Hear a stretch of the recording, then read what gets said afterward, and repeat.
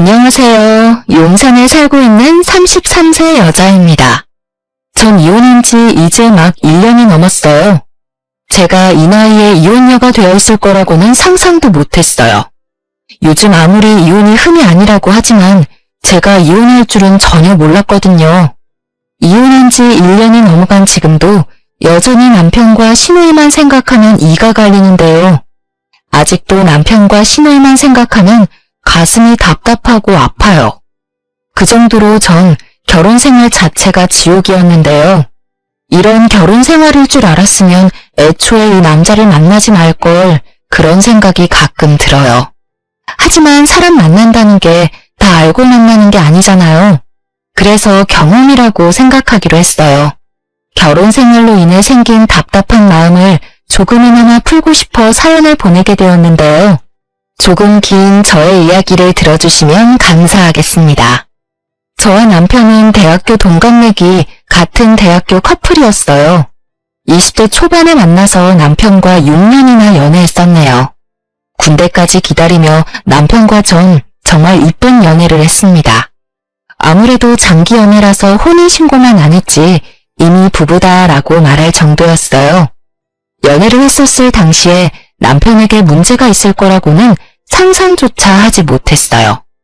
남편에게 누나만 3명이 있다고 들었는데 애교가 많고 가끔 잘 삐지는 거 보면 아, 막내티가 나긴 하는구나 이런 느낌만 받았지 이게 저희 연애에 걸림돌이 된 적은 없었어요. 여자라면 누나가 많은 남자랑 결혼한다는 게 쉽지 않은 일이잖아요. 근데 저는 연애할 때 크게 신경 쓰지 않았어요. 시누이가 있는 주변 사람들 이야기를 들었을 때도 크게 와닿는 게 없기도 했고요. 그 당시에는 상상이 잘 안 가서 그런가 크게 걱정이 되진 않았어요.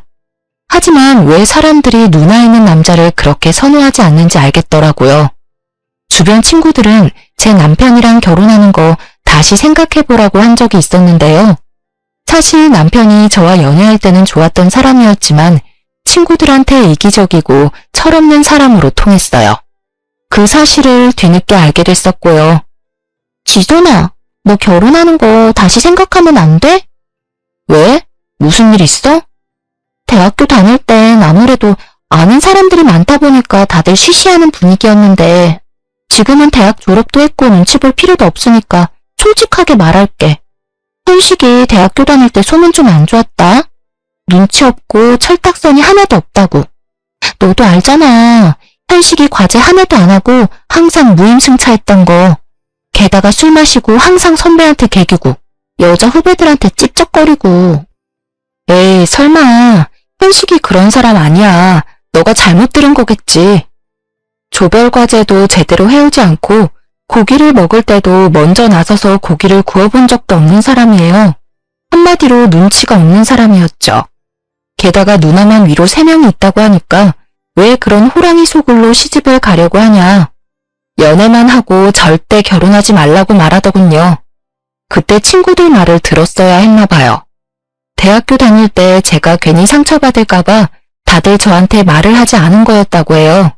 결혼한다고 하니까 지금이나마 다시 생각해보라고 말해준 거라고 하는데 그때 왜 친구들 말을 듣지 않았던 걸까요?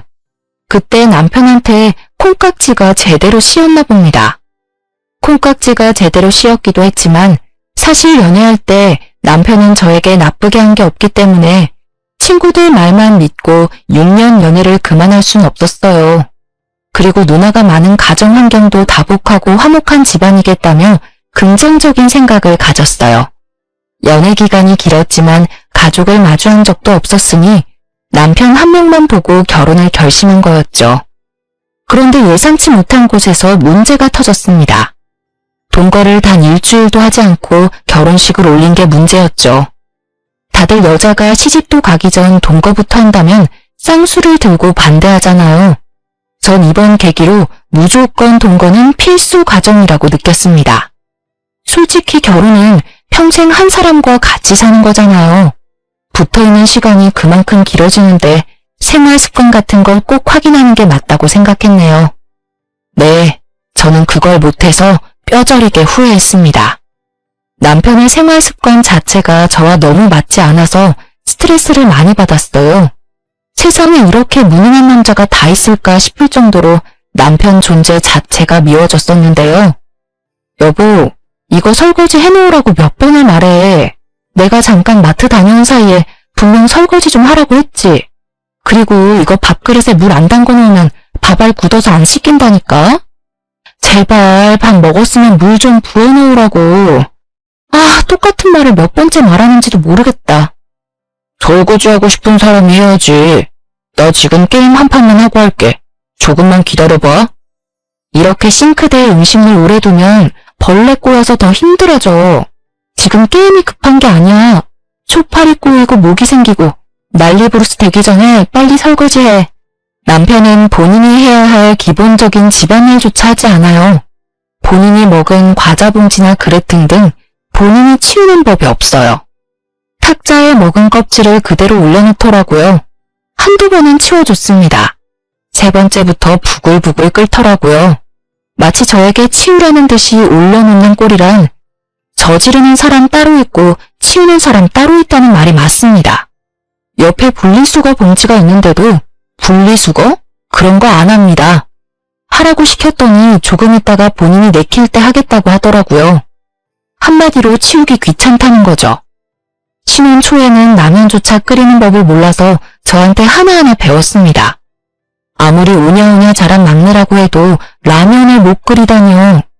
게다가 설거지 요령도 없어서 싱크대가 물바다가 되거나 그릇만 수십 개는 깨졌습니다. 결혼할 때 산 비싼 집기는 이미 다 없어졌네요. 처음엔 남편이 다치지 않았을까 걱정이 많이 됐었는데 결혼 1, 2년 차가 넘어갈 때부턴 또 지랄이다 하라고 그냥 대수롭지 않게 넘겼어요.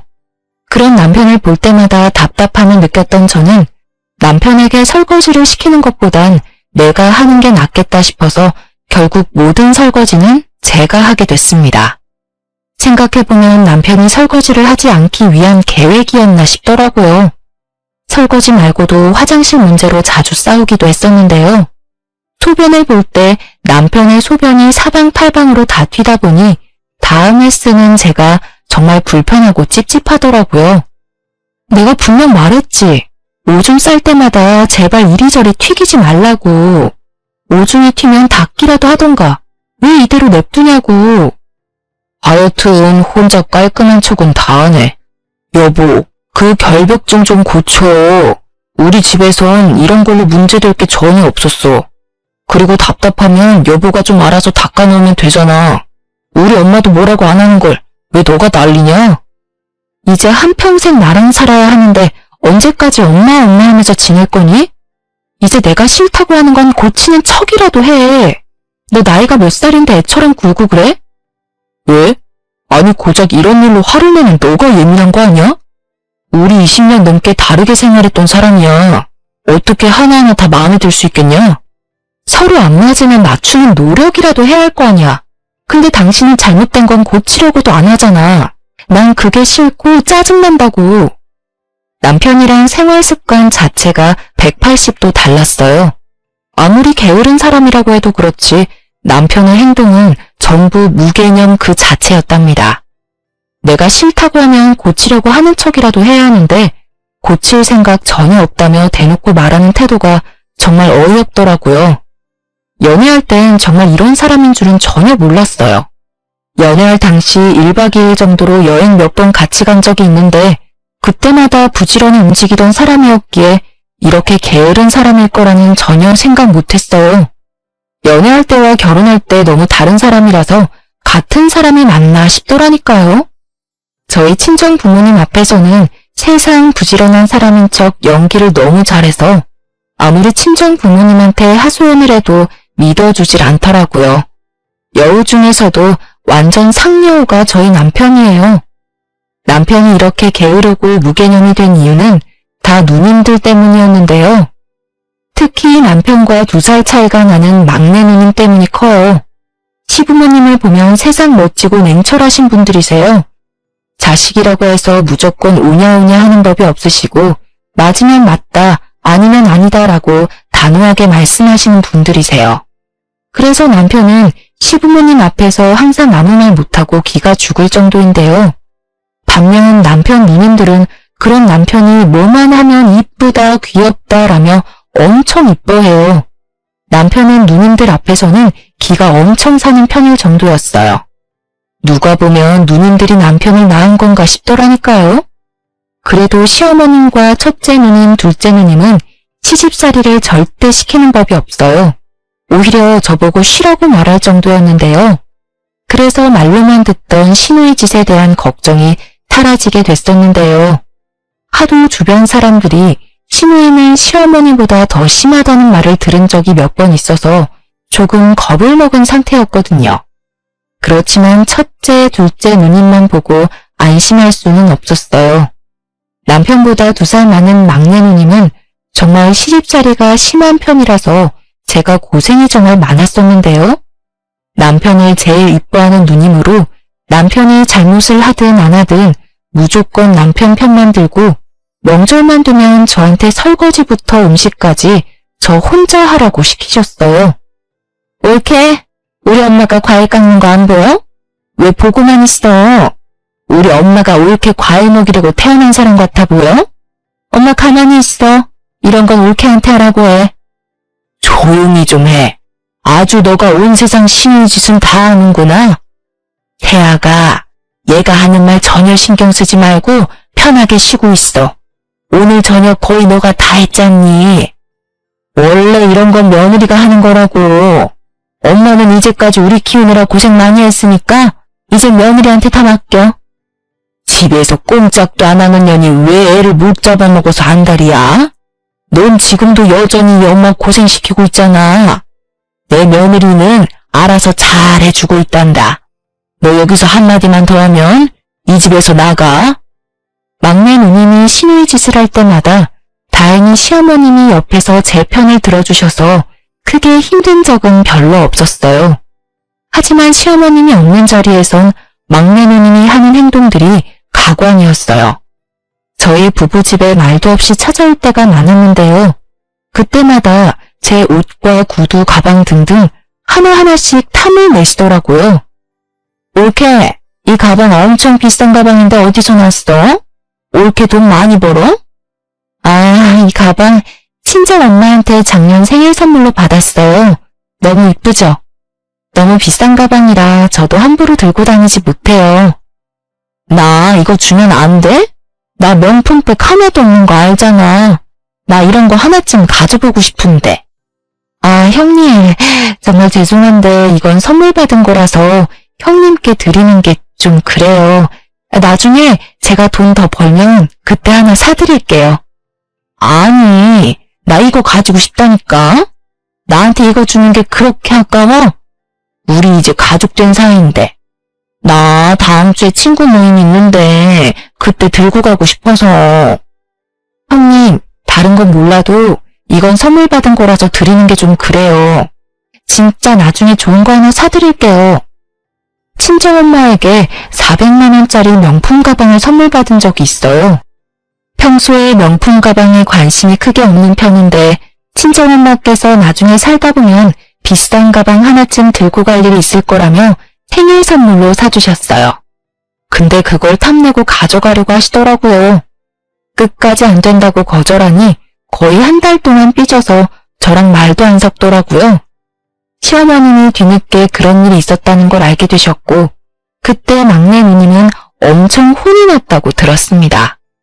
막내 누님은 그때 시어머님의 등살에 못 이겨 마지못해 사과를 하시더라고요. 더 가관이던 일 한 가지가 있는데요. 막내 누님 남자친구와 관련이 있는 일이었어요. 누님은 그 당시 10살 연하 남자친구가 있었어요.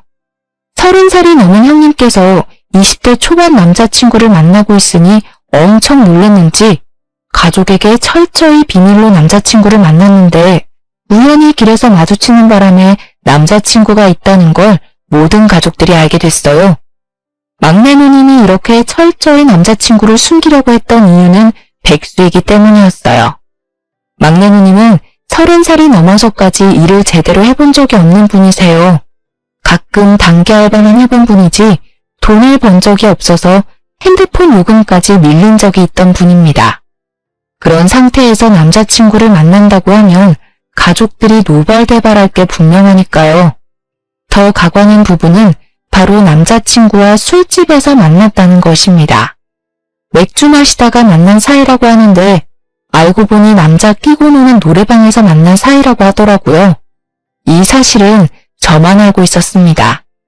그런 막내 누님은 남자친구에게 간이고 쓸개고 다 줄 것처럼 행동하고 있어요.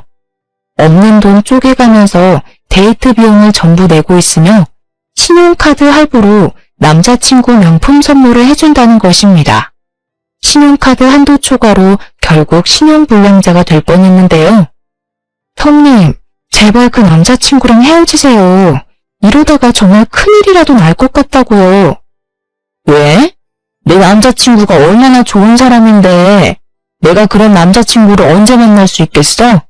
그리고 올케, 너가 뭘 안다고 내 남자친구에 대해서 그렇게 말을 해? 내 남자친구 제대로 본 적이나 있어? 올케가 뭘 안다고 헤어지라고 말해? 앞으로 이런 일로 나한테 뭐라고 하면 올케 가만히 안 둬.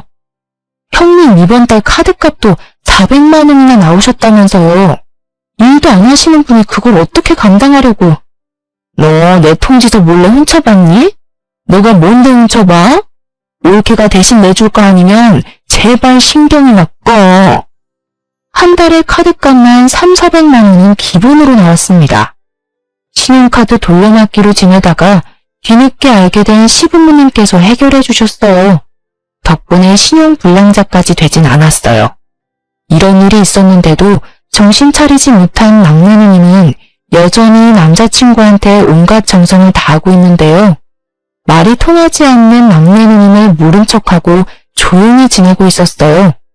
그때 친정엄마가 곧 칠순이었기에 6개월 전부터 친정 부모님 모시고 갈 제주도 여행을 계획하게 됐어요. 부모님 모시고 어떻게 여행을 가면 좋을까 열심히 알아보고 있는데 남편은 전혀 도와주는 법이 없더라고요. 서운했지만 그래도 내 부모님인데 내가 알아서 해야지 긍정적으로 생각했죠. 그렇게 비행기, 숙박 모두 다 예약해두고 여행만을 가길 기다리고 있었는데요. 근데 여행 가기 한 달 전 남편이 갑자기 여행을 가지 못한다고 하는 겁니다. 여보, 나 이번에 여행 못 갈 것 같은데? 갑자기?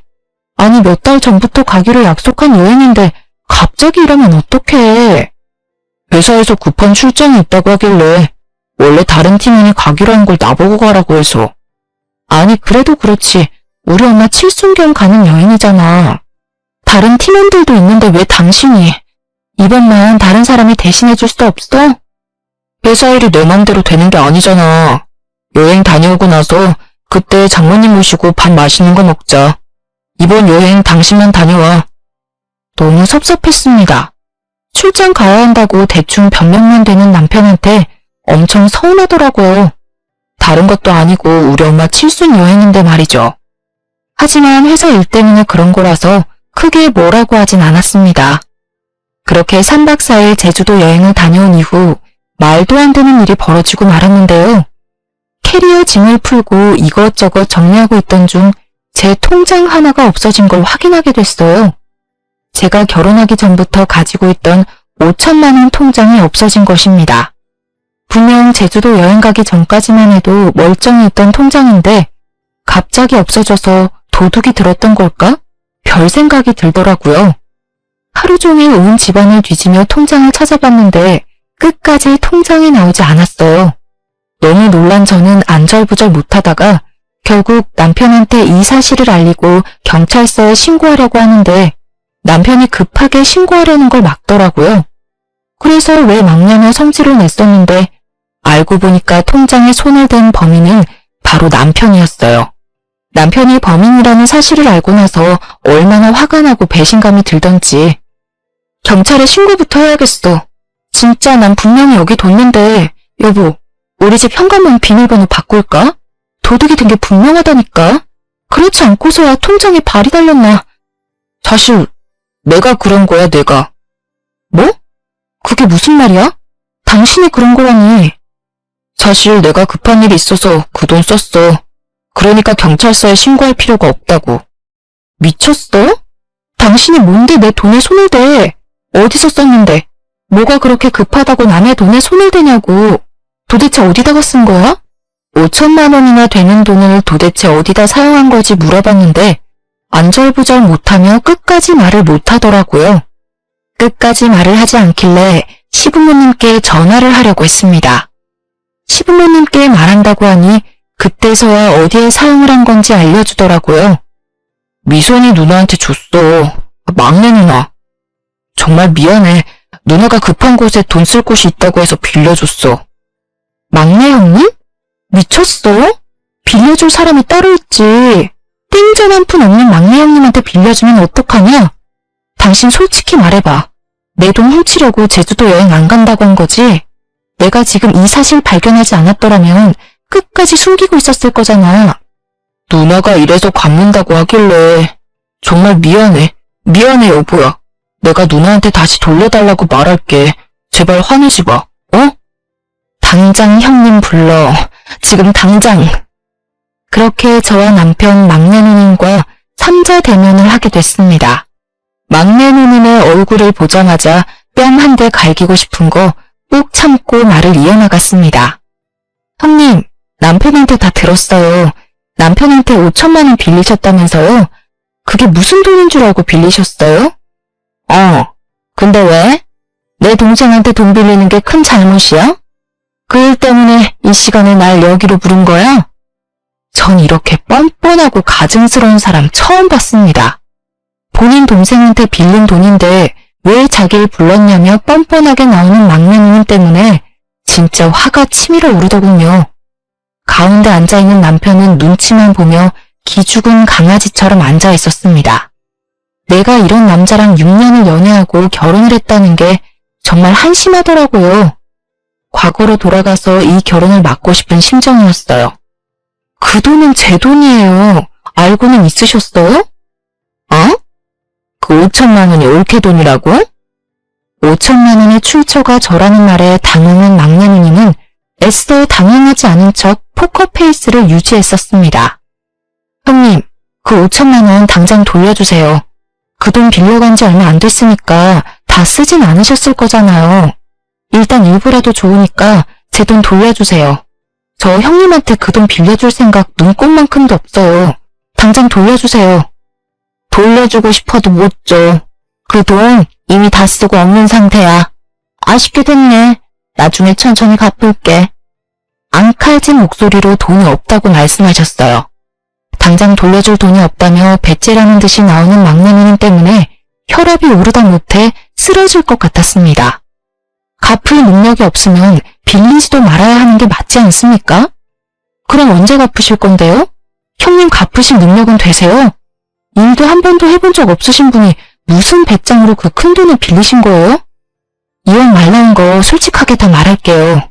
형님 이번 일 말고도 저희 부부 신혼 초일 때 남편한테 3천만 원 빌리신 적 있으시죠? 그게 벌써 2, 3년 전이에요. 근데 그거 아직도 못 갚고 계시죠? 지금 빌려간 돈도 제대로 못 갚고 계신데 이번 돈은 무슨 생각으로 빌리신 거예요? 빌린 이유나 들어봅시다. 절대 말 못해. 급한 일이 있어서 쓴 거야. 아이씨, 갚으면 되잖아, 갚으면. 형님, 이번 일 제대로 말씀 안 하시면 저 가만히 안 있을 거예요. 지난번에 카드값 때문에 시어머님, 시아버님한테 된통 혼나셨죠? 이번 일까지 아시게 되면 형님 큰일 나요. 그러니까 제가 이거 다 시부모님께 말씀드리기 전에 저한테 솔직하게 말하세요. 남자친구 때문이야, 남자친구 때문. 남자친구가 급하게 쓸 돈이 있다고 해서 빌려달라고 하더라고. 근데 올케도 알다시피 내가 그 큰 돈이 어딨어? 그래서 현식이 얘한테 빌렸던 거였는데 그 돈이 올케 돈인 줄은 전혀 몰랐어. 미안해. 내가 늦더라도 꼭 갚을게. 형님, 제가 그 남자랑 분명 헤어지라고 했죠? 예전에 이 사람한테 빌려갔던 돈도 남자한테 뺏겼다면서요. 근데 이번에도 정신 못 차리고 남자한테 또 뺏긴 거예요. 그 돈 절대 못 돌려받아요. 아니야. 다음 달 안으로 꼭 갚는다고 했어. 이번에 내 말 한 번만 믿어줘. 내가 그 돈 돌려받는 대로 올케한테 바로 갚을게. 형님, 됐고요. 저 이번 달 안으로 꼭 받아야 되겠어요. 그리고 당신, 나랑 이혼할 준비나 해. 나 도저히 당신이란 사람이랑 못 살겠어. 뭐? 이혼이라니? 여보, 이런 일로 이혼은 아니지. 제발 한 번만 봐줘라. 내가 진짜 이런 일 없도록 할게. 꼭 이번 일 때문에 이혼하려는 거 아니야. 솔직히 나 당신이랑 결혼하고 나서 많이 힘들었어. 당신 때문에 얼마나 힘들었는 줄은 알아? 이제까지 얼마나 오냐오냐 하면서 자랐길래 할 줄 아는 집안일이 없어? 내가 당신 식모도 아니고 내가 모든 일 도맡아서 하고 게다가 당신이 나한테 했던 행동, 태도, 말투 정말 미치도록 열받았어. 그래도 당신 사랑하니까 이제까지 사귄 정이 있으니까 고쳐지겠지 수없이 생각하면서 참아왔어. 근데 이건 참는다고 해서 다 해결될 일은 아니라고 생각해. 우리 여기서 이혼하는 게 맞아. 전 남편에게 이혼을 통보한 후 간단히 짐을 싸고 한동안 친정집에 가 있었습니다. 도저히 남편 얼굴 보고 살기 싫더라고요. 이 순간 남편과 지낸다면 화병이 생겨 죽을 것 같더라고요. 친정집에 있는 동안 생각 정리를 하려고 했습니다. 과연 이 결혼 생활을 유지하는 게 맞는지요? 보름 정도 친정집에 있으면서 남편에게 온 전화 모두 받지 않았었습니다. 남편이 친정집까지 찾아왔었는데 친정엄마가 그런 남편을 잘 달래며 돌려보내기도 했어요. 그렇게 혼자 밤낮 가릴 거 없이 고민하고 또 고민하고 있었는데 시어머님께 전화 한 통이 왔었습니다. 만나서 얘기하자면서요. 그렇게 주말에 시댁에 찾아갔었습니다. 시댁에 시부모님은 물론이고 누님 세 분 전부 다 있더군요. 그 사이에 있던 남편은 정말 눈물 콧물 다 흘리며 있더라고요. 저를 보자마자 남편이 다가와 대성통곡을 하더군요. 저도 처음 보는 남편의 모습에 당황해버렸어요. 남편은 저랑 정말 이혼이라도 할까봐 너무 무서웠다며 잠을 제대로 자지 못했다고 하더라고요. 그런 저를 보자마자 눈물부터 흘리더군요. 세아가 애들한테 어느 정도는 들었다. 이혼이라니 절대 이혼 못한다. 도대체 어떤 일이었길래 이혼까지 한다는 소리가 나와. 얼만큼 들으신 거예요, 어머님? 전부 다 들으신 거 맞으세요? 현식이가 너 돈에 손을 댔다는 정도만 들었다. 도대체 무슨 일이길래 그러니? 어머님, 이왕 이렇게 된 거 제가 직접 말씀드릴게요. 이 사람이 제 5천만 원에 손을 댔더라고요. 근데 그게 다 막내 형님 때문이었어요. 어머님도 아시죠? 막내 형님 남자친구. 그 남자친구 때문에 이 사람한테 돈을 빌려달라고 한 거였더라고요. 근데 남편은 저한테 말도 없이 제 돈을 빌려준 거였고요. 저 남편도 남편이지만 막내 형님 때문에라도 이혼하는 게 맞다 생각해요. 저 이 집에 시집 오고 나서 남편이랑 막내 형님 때문에 정말 힘들었어요. 남편은 집안일 전혀 신경 쓰지 않았어요. 할 줄 아는 게 전혀 없는 사람이더라고요. 할 줄 모르면 하려는 노력이라도 하면 모를까. 오히려 제가 이 모든 집안일을 도맡아서 하는 게 당연한 거였더라고요. 그리고 어머님도 아시잖아요. 막내 형님이 이제까지 저한테 어떻게 해왔는지. 저 이제 힘들어서 못하겠어요, 어머님. 제 말을 들은 시부모님과 첫째, 둘째 누님들은 막내 누님과 남편의 등짝을 때리며 화를 내시기 시작했습니다. 남편은 그저 맞고만 있고 막내 누님은 뭐가 그렇게 서러운지 자긴 끝까지 잘못 없다며 서럽게 울더라고요. 아이처럼요. 가족끼리 고작 5천만 원 가지고 1억이야? 옳게도 참 독하다. 가족들 앞에서 꼭 이래야만 했어? 그런 형님은 저한테 왜 그러시는 거예요? 저 이제 형님 가족 안 하려고요. 당장 돈이나 갚으세요. 엄마, 당장 올케한테 돈 보내줘. 나 정말 숨막혀서 미치겠다고. 엄마, 제발. 너가 빌린 돈 내가 왜 갚아줘야 하니? 너 능력껏 빌린 돈 갚아라. 그리고 분명 엄마가 말했었지. 그 남자 절대 만나지 말라고. 넌 엄마 말이 개똥 같니? 왜 말을 안 들어? 남자한테 간이고 쓸개고 다 내주는 여자가 세상에서 제일 한심한 여자라고 몇 번을 말했어, 이거사. 너 앞으로 이런 식으로 살 거면 나 보고 살지 마. 전 이날 이후 집에 있는 모든 짐을 빼고 나왔습니다. 친정 부모님은 혼자 나가서 살 생각하지 말고 같이 살자고 하시더군요. 남편과 살던 집은 전세였었는데 다음 세입자를 구한 뒤 돌려받은 전세비는 제가 그대로 갚기로 했습니다.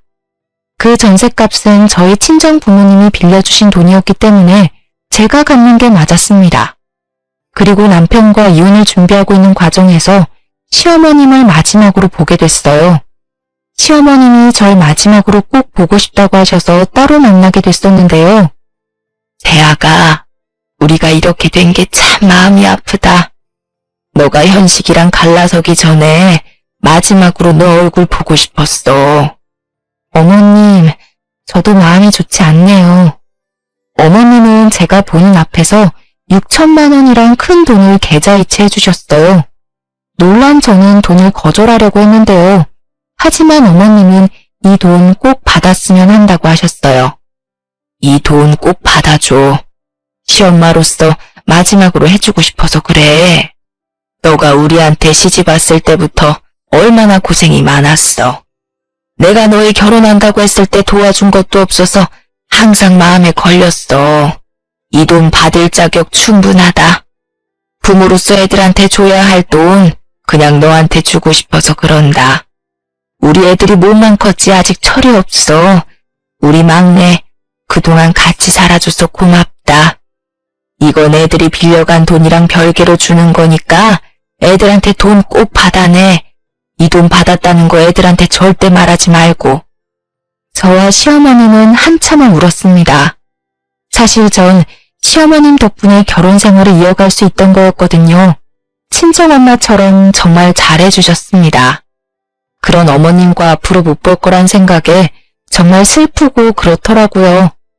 이 이후로 남편과 이혼하게 됐습니다.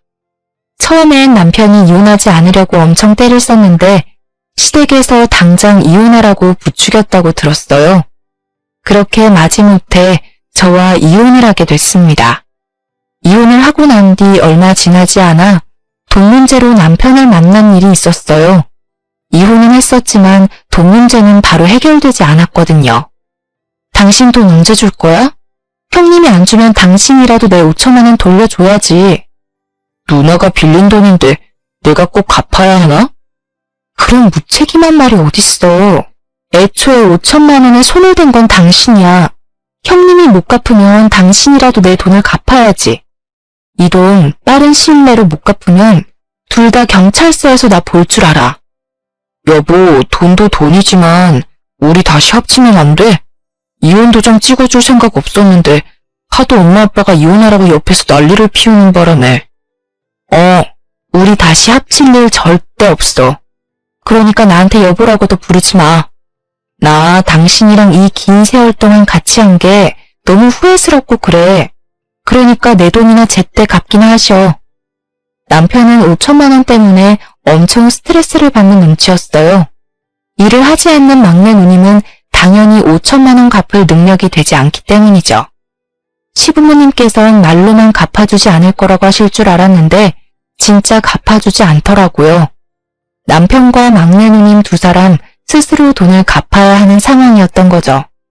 이혼하고 나서 한두 달 정도 지난 후에 제 통장으로 5천만 원 돈이 입금되었습니다. 이 두 사람 이 큰 돈이 없다는 것쯤 뻔히 알고 있는데 생각보다 돈 입금이 오래 걸리지 않아서 놀랬었어요. 이 돈 어떻게 갚은 거냐고 물어봤었는데요. 알고 보니 남편과 막내 누님께서 각각 반반씩 대출을 받았다고 하네요. 남편은 직장을 다니고 있는 사람이라서 제1금융권 은행에서 대출받는 게 가능했는데 무직인 막내 누님은 대출받는 게 한정적이라서 결국 제1금융권이 아닌 대부업체에서 대출을 받았다고 합니다. 대부업체는 다른 대출에 비해 금리가 높은 편이잖아요. 매달 원금과 이자를 갚는 게 너무 힘들었는지 울고 불고 난리가 아니라고 합니다. 언제 한 번은 도저히 못 참겠었는지 저한테 술 먹고 울면서 전화하더라고요. 나 올케 때문에 망했어. 한 달에 대출금이 왜 이렇게 많이 나가는 거야? 나 이거 갚을 능력도 안 되는데 올케 때문에 무리해서 대출까지 받았다고. 올케, 제발 사람 하나 살린다고 생각하고 나 좀 도와줘. 응? 형님, 이 새벽에 이게 무슨 추태예요. 대출금 갚는 게 힘든 건 형님 사정이죠. 제가 왜 형님 사정을 봐줘야 하는 거예요? 전 그 일한 결혼 생활 자체가 정말 힘들고 지옥이었어요. 이 모든 일은 형님이 만든 거니까 감당하세요. 그리고 술 마셨으면 집에 곱게 들어가세요. 남자친구한테도 차이고 올케한테도 지금 차이고 미치겠다 정말. 술 먹고 새벽에 전화해서 쓸데없는 꼬장을 부리더라고요. 형님 술주정으로 알게 된 사실이었는데 형님 남자친구한테 뻥 차였다고 합니다. 대출금 갚는 것도 힘든데 그 사이에 남자친구한테까지 차여버려 더 힘들게 됐다고 하네요. 그래서 저한테 새벽에 술 먹고 전화했다고 합니다. 형님은 지금 그 남자한테 5천만 원은 물론이고 그 남자한테 명품 선물을 몇 번 더 하는 바람에 카드 할부값만 몇백만 원이라고 합니다. 시부모님이 갚아준 게 엊그제 같은데 그 사이에 결국 빚을 더 만들게 된 거였어요. 그래서 카드 할부값부터 형님이 개인적으로 쓴 카드값까지 모두 갚으려고 하니까 버거운 게 당연하죠. 게다가 남자에게 준 현금이나 선물들은 모두 돌려받지 못했다고 하니 후회가 물밀듯 밀려오겠죠. 현재 막내 누님은 주 야간 공장에서 일을 하고 계신다고 합니다. 회사 경력이 전혀 없고 게다가 대학교까지 나오지 않은 분이라서 마땅한 회사에 취직하지 못한다고 들었어요. 그래서 아웃소싱을 통해서 급하게 취업을 했다고 합니다.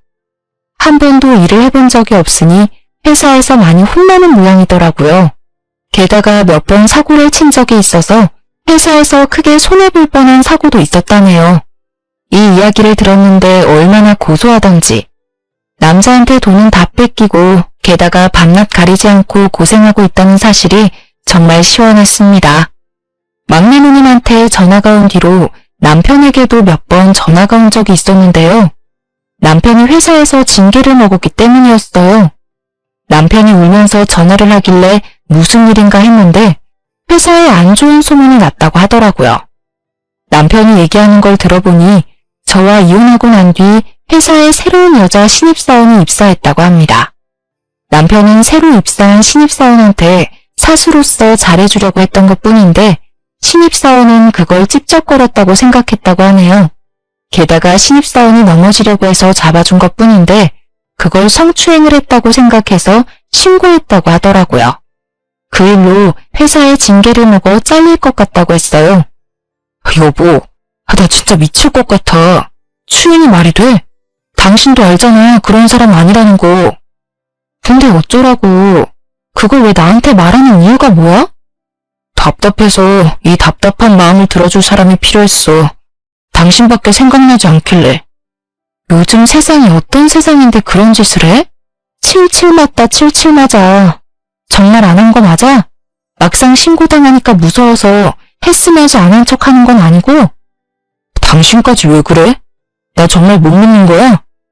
당신이 했든 안 했든 나한텐 전혀 상관없는 일이니까 이딴 일로 전화하는 일 없었으면 좋겠다. 잠깐. 당신 이런 내가 불쌍하지도 않아?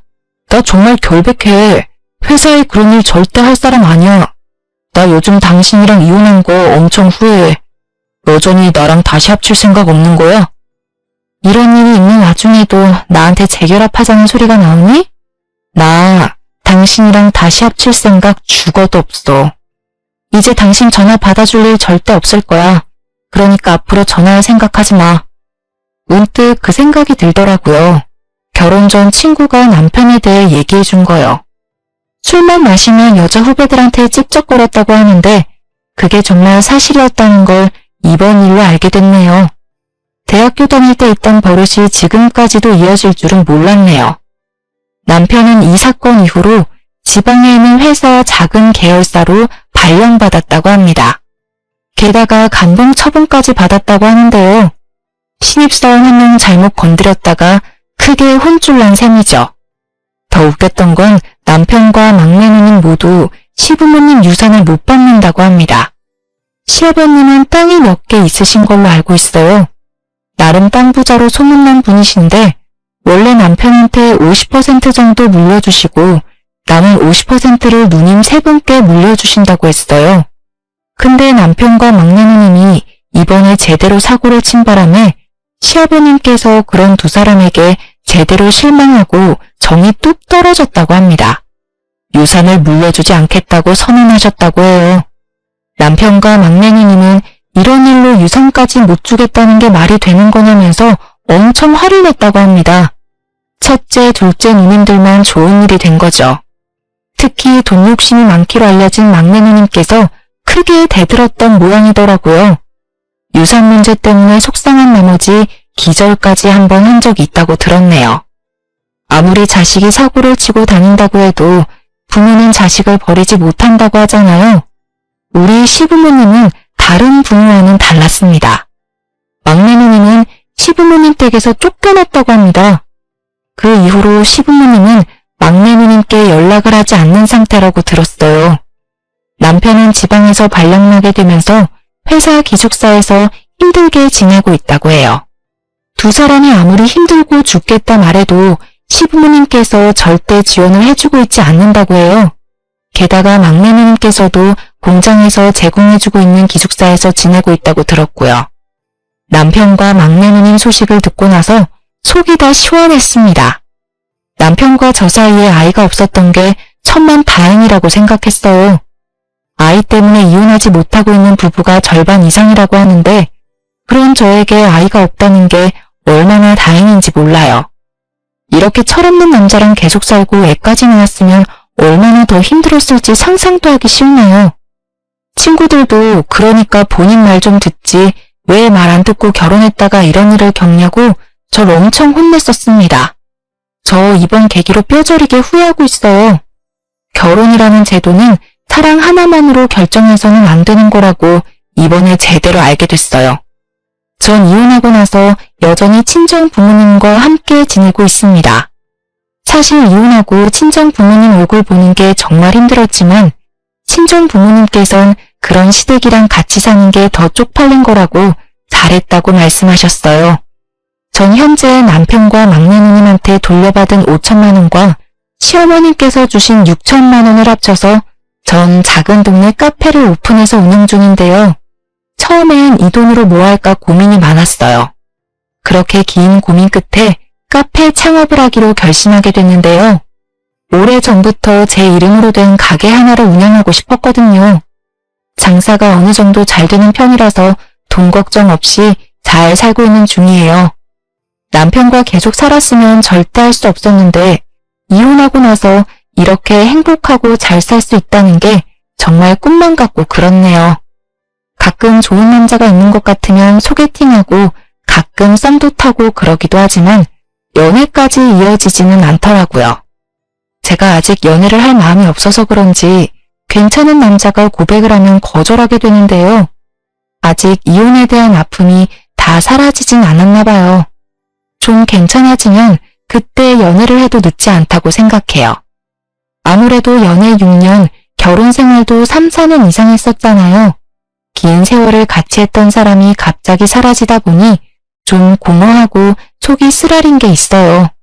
하지만 연애한 기간에 비해 결혼 생활은 다소 짧은 편이었지만 전 최대한 빨리 이혼한 게 다행이라고 봐요. 저처럼 결혼 생활이 힘든 분이라면 견디면 괜찮겠지라고 생각하지 말고 한 살이라도 어릴 때 이혼하는 걸 추천하고 싶어요. 요즘은 결혼이 필수가 아닌 선택이라고 하잖아요. 이혼도 흠이 아닌 시대이기도 하고요. 아, 그리고 만약 결혼을 앞두고 계신 분은 꼭 이 사람이랑 결혼을 해야겠다 싶으면 짧더라도 한 달은 꼭 같이 살아보고 결혼했으면 합니다. 여러분, 동거를 욕할 게 아니에요. 만약 동거를 했다면 이혼이 아니라 파혼이라는 결과였을 텐데 사회 인식이 개선될 필요가 있다고 생각해요. 넋두리가 길었네요. 지금까지 제 길고 길었던 이야기를 들어주셔서 감사해요.